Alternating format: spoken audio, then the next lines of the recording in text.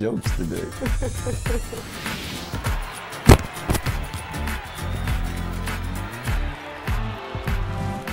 Welcome into Runner's Recap with Coach Barnes. Joining me after a week where we didn't get to meet with you, but you're a little bit busy. You had the WAC tournament to think of. So Coach, obviously not the ending or therefore the start that you guys wanted to have in that tournament, but what can you say about what you saw from your guys on the court? It was a tough beginning, put you guys down in the hole there, UTRGV did, but then you guys tried to make that comeback and it just didn't come around in that third and fourth quarter. So perspective from you. Well, they came out and they really were the aggressor. They made some shots and we didn't early, and they built a really big lead, and they're not the type of team that you want to get too far behind just because their style of play. They really try to attack the basket and get to the free throw line.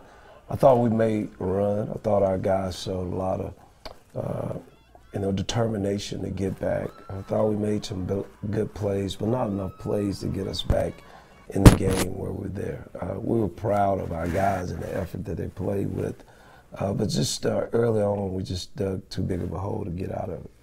And I just wanted to ask you, from throughout the season, you saw a lot of different situations, game situations. Was that the first time that you feel that was just too big of a lead against a team like that could do something offensively like that? Was that? Yeah, I just thought it was the wrong place. You know, sometimes, obviously, the preseason or the non-conference and then the conference, and then you get that was a game that's kind of a do or die game, and knew both teams would be really focused and trying to play their best basketball, and they've been really playing well. And then when you get a team down like we were early in the game, it's just a tough situation to come back.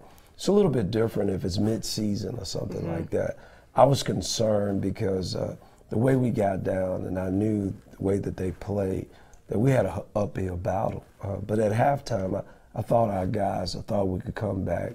Our guys were positive at the half. Sometimes when you have leads and you fight back, you know, you get in the dressing room and you like, we're probably not going to make it back. I thought our guys had the right frame of mind, and we went out, and again, we made a run to come back, but it was just not enough. But I was concerned right from the beginning. I think on the third possession they had, maybe fourth possession, I called timeout because I was concerned how easy they scored, and I was concerned that we missed some easy shots. So I was trying to get our guys, you know, kind of lock in and focus, but also calm down. We were really excited about the opportunity. I think our guys went over there to win, and I just thought right from the beginning, you know, our hearts and minds, I would say, was on winning, but then the focus that you need to be locked in to each and every play. It took us a while to get settled, and that was a tough thing as a coach, because I thought we had prepared for that as far as if we get behind to know how to handle those situations. But again, being in a tournament, you know, things happen, and that's how you get upsets. That's how people that play great, you know, and I even talked to their coach afterwards. He told me he thought that was the second best game they had played all season, but that's what you want to do. And he thought their best game was against Houston, and they lost a close game with them and thought this was the next best game. But you know, I didn't think we even got in a chance to figure out whether it was we play our best, because once we dug ourselves a hole, we were trying to come back all night, and again, we were unsuccessful. And you had mentioned this ahead of the tournament, but one of the things with a young team is getting in those situations and not having that experience to almost know what to do out on the court, and kind of letting it get the game, or I guess that lead, get ahead of you. So with that, do you feel that was maybe the difference? The factor that really changed it was the youth on the court compared to what the Vaqueros had out there? I think so. I think that's some of it, not all of it. I think some of it. I think, you know, if you go back and look at it, their first 4 shots, their seniors took those shots, and they made 3 of the 4, and we didn't do that, and because again we were not playing with a lot of seniors. So I think early on their coach made a decision, we're going to go with the guys that have the experience, that's been in this situation, and we tried to do that. Again, I thought we had some good looks, and we didn't make them, and then it gets into substitution, and as we substitute, we get younger. I mean, we bring freshmen off the bench, and that's not a good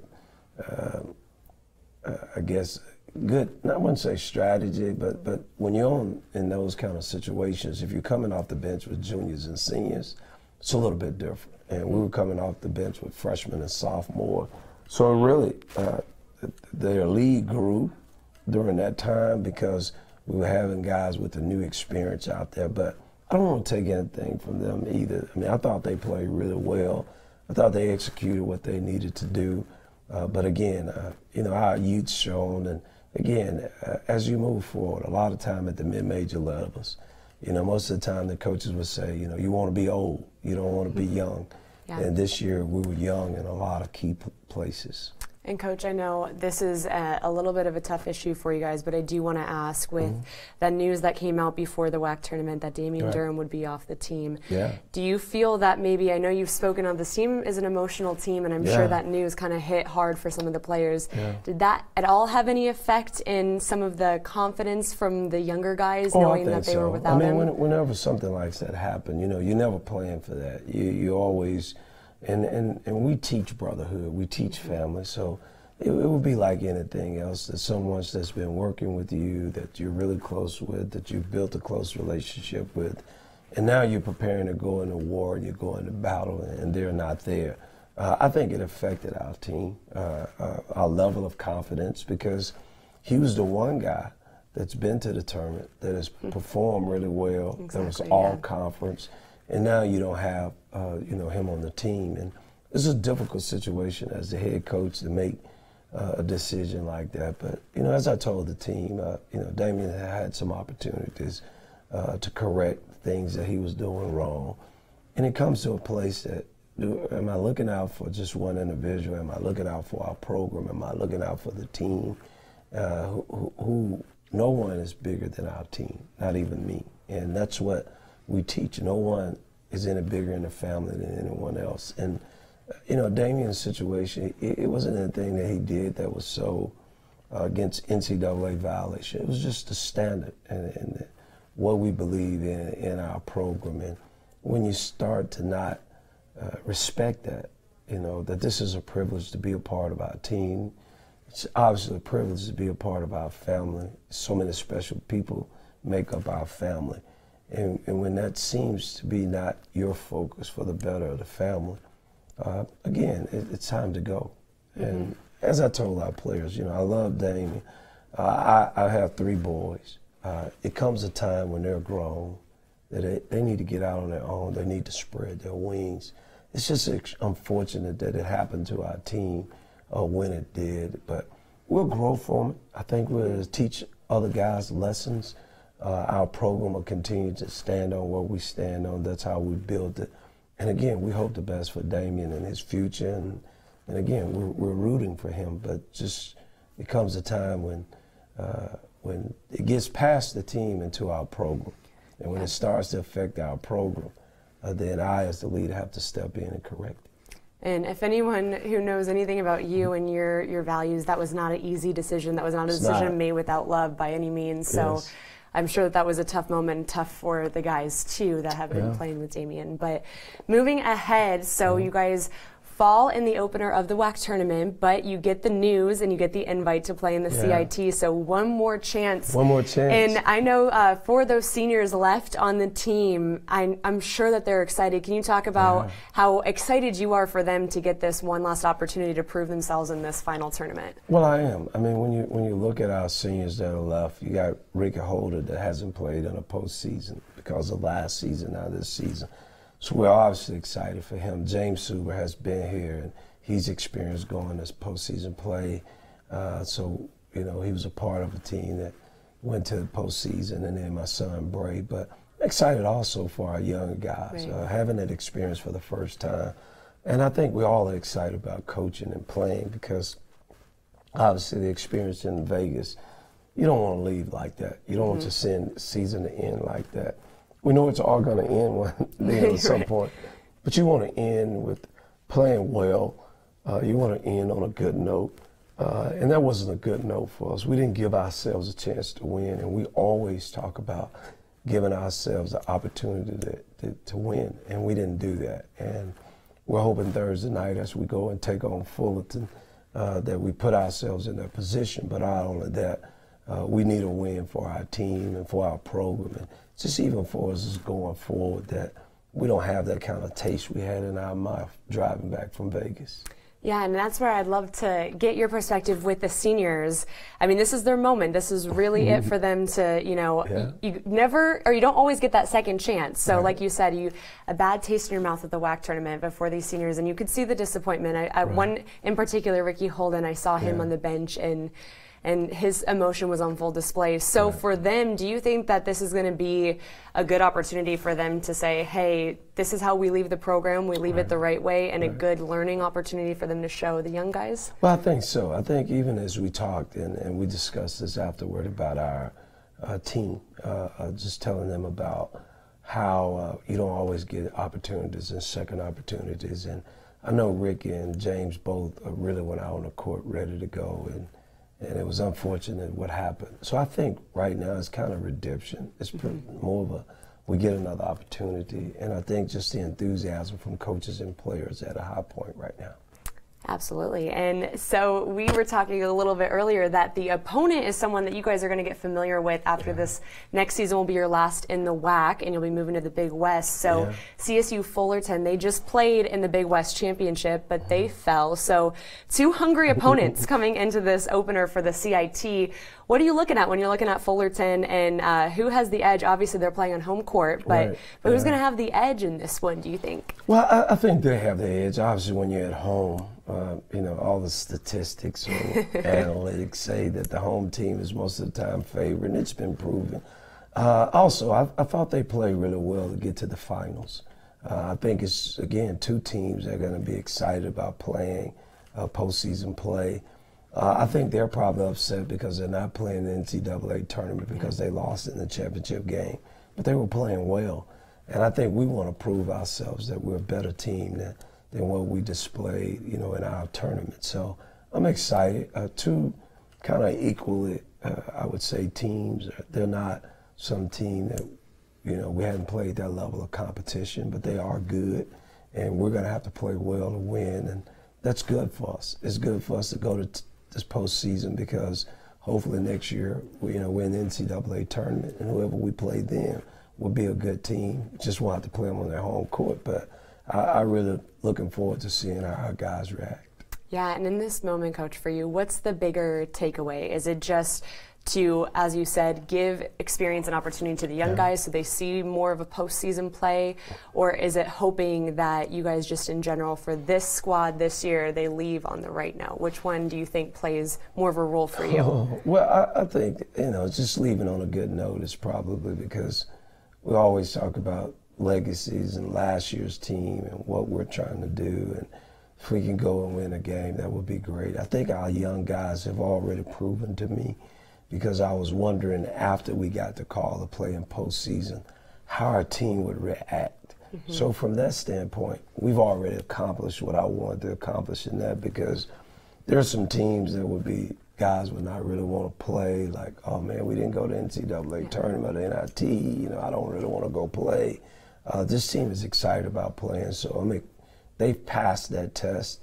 Now hopefully we can go out and get a win for our seniors, so we can leave on a good note, good taste in our mouth that we played our better basketball toward the end of their career. All right, so you transitioned well into my first question in that burning up hot seat, the breakdown with Barnes.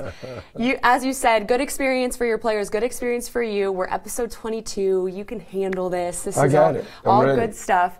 But yeah, so that was my first question to you is obviously all along the whole season, everyone wants to be playing in the NCAA tournament. When you don't get that opportunity, and also in your conference tournament when the opportunity falls so short so soon. What's the right mindset then, I guess, for these other tournaments that you get into? What do you hope that your players will be thinking heading into a game and not worried about the fact that, we didn't get there, but make the most of the opportunity we have in front of us? Well, I think the first thing, and my approach is always to them, we all want to set our goals high. We always want to think the best is always going to happen, and sometimes that does happen for you. And you're thankful for that. And sometimes it doesn't. And how do you handle adversity? How do you handle losing if we were in the championship game and not going? How do you handle losing in the first round and coming back and preparing? And again, I think it's all, as I try to tell them, it's all a part of life. It's all training grounds where as you continue to live, you're going to have some opportunities you're going to think great, and you're not going to get that call, or you're not going to get that raise, or you're not going to get that promotion.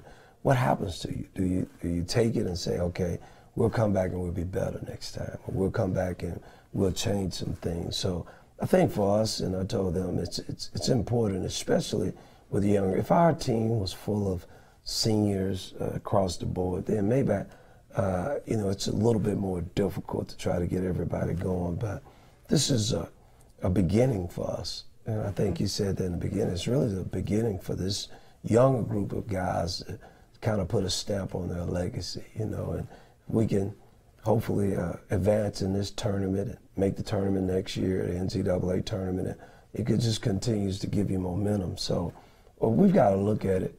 It has happened. Now it's our response. And I'm always, one of those that believe things are going to happen to you.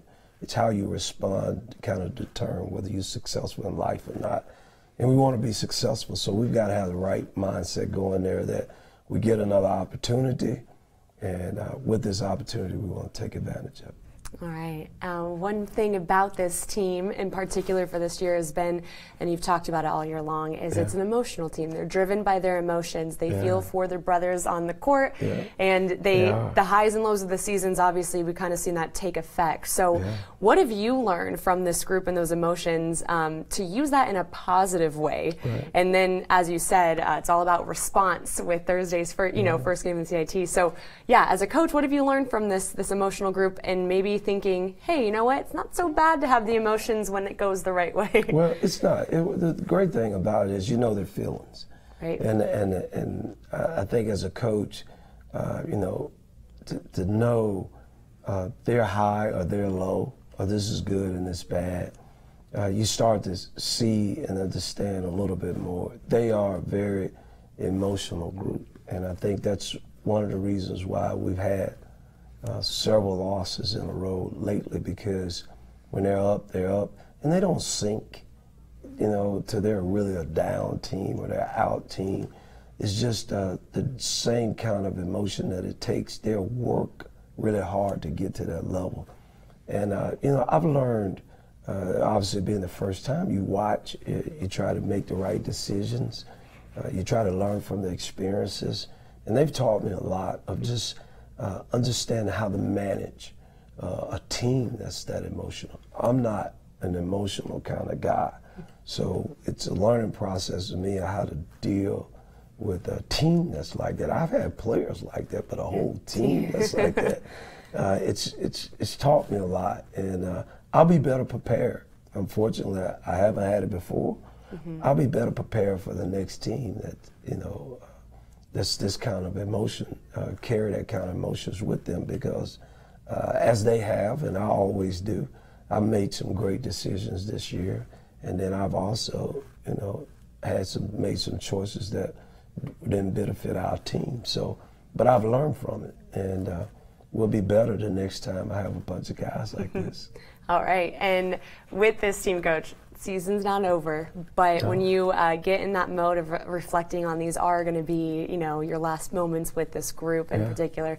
Again, not so many will be leaving. I'll have a lot of returning players, but what's the one thing that stands out that just really ultimately makes you the most proud about this group? That spirit that we just talked about. They really have a connection with each other, and it's also been a growing kind of watching so many mature. Not only just guys that were freshmen and sophomores, but seeing James Suber come from a guy that didn't score and didn't play a lot to being one of the better rebounders in the country. To seeing Ricky not come here starting as a point guard to develop into being a point guard. To even seeing my own son, toward the end of the year start to speak up and show the kind of leadership that his dad's been seeing in him, but just for him to see it and see it manifest. So it's been a growing process for so many of our players, and probably the most that I've ever been. That's why I say I think even with the emotion, but the spirit of this team is something that I'll never, I always remember for this. Yeah, and no matter what happens, wins or losses, if you can get your guys to develop and grow, that's part of it. That's a huge part. Yeah. All right, so we were just in Vegas for this tournament. When you're in Vegas, it's gambling, it's some betting, and especially March Madness. So to bring our attention back to that NCAA tournament, hot takes, Coach. Okay. Who you got? If you had to place a bet on a team with all of, there's obviously one team in mind for many people. I think that's going to win it all. But that's not my team. Okay, so who you got? You allowed to say? I'll take the field. Hey, that's something I learned in Vegas. It's my first time ever being there where I was legally allowed to be near tables and stuff. I'm not legally allowed to make any decisions, so that's why I said I'll take the field. Gotcha. I tried, guys. I don't want to get called, and I heard you on your show, so I'll take the field. All right. We know some important people might be watching, and we're not going to put Coach in that position. Yeah. We'll take the field. Yeah, I know. We're going to win. I'm just going to tell you all, I don't do well with predictions, and I love it if we see upsets and things like this, but go Devils. Go Devils. That's my alma mater. I have to go with them, right? Ride or die. You do. All right, Coach, as always, since we've been doing the last few shows, I let you have the last question. Yep. So I really put you in the hot seat. I apologize for that. You did. So my question to you today, being at the first WAC tournament, okay. Yep. What did you learn, or what was that experience like for you? So this will kind of bleed into the season, something that we've talked about before. Just with the conference in general, there's a lot of excitement that I think people don't give credit when you have those Power 5 conferences that people always talk about, and people don't show love to all of the other conferences. For the sport of basketball, from my experience, not only with the season and the tournament that you got to see, there is a lot of pride in these teams that are playing. And what I love is that in any given night, anybody has a shot. It doesn't matter. There's a lot of talent. There's, a lot of picks, of course. New Mexico State made their case this year. But any game, everyone's, usually they got a shot, whether you have the shot right away or you have a shot and a comeback later. And I think that made it fun just to cover the conference. I'm sure it didn't make it as fun for you throughout the season, but it's cool knowing that any given night, any given game, that there's enough talent in this conference for basketball, and that goes for both men's and women. So I had fun there. Yeah, it was a good energy, good vibes at the WAC tournament. It was. Our conference has grown, the competition, the coaches that are in our league, the commitment from the administration and from the conference offices obviously gotten better, and it continues to get better. I would expect next seasons to be no difference when you're looking at the teams that are returning some of their best players and the recruits that have already been signed. It's going to be another exciting year, and we look forward to it, but we're not done yet. No, we still have games to play this year. Yes, you're not done yet, and we will just leave on the note that next year is a statement year for the CSUB Roadrunners because it will be their final year in this conference. So we'll be looking ahead to that, but we will be staying in tune with you guys for the CIT and wish you guys luck on the road on Thursday. Thank you. All right, Coach, thanks for joining us, and thank you for joining us for Runners Recap. We'll see you next week.